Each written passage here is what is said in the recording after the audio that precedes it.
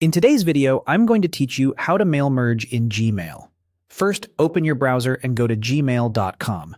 Make sure you're signed in to the Google account you want to use for sending. For the smoothest experience, do this on a desktop version of Chrome, since we'll be adding a browser extension. Next, look to the top right of Gmail for the waffle icon, also known as the Google Apps grid. Click it to open the panel of Google services. This menu helps you quickly reach tools connected to your account. Scroll through the panel and look for the Chrome Web Store. Open it. If it appears in a new tab, that's perfect. You'll be able to flip back to Gmail later.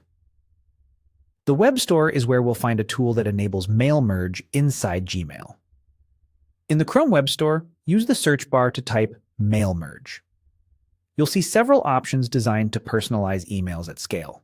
You're looking for an extension that clearly states Gmail compatibility and supports fields like name, company, or custom data. Glance at ratings and recent reviews to gauge reliability.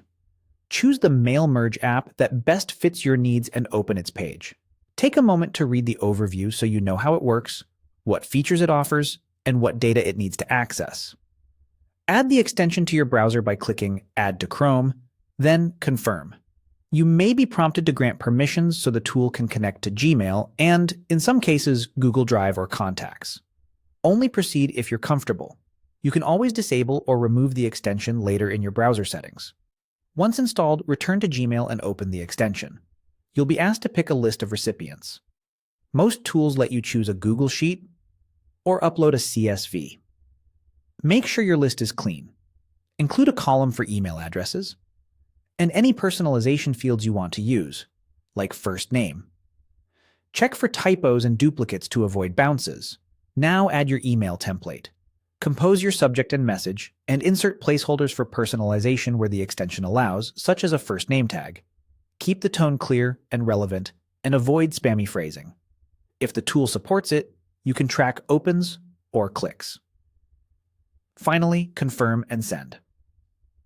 Use the preview feature to spot check a few recipients and ensure the personalization appears correctly. When everything looks right, choose your sending options, immediate send or scheduled, and finalize.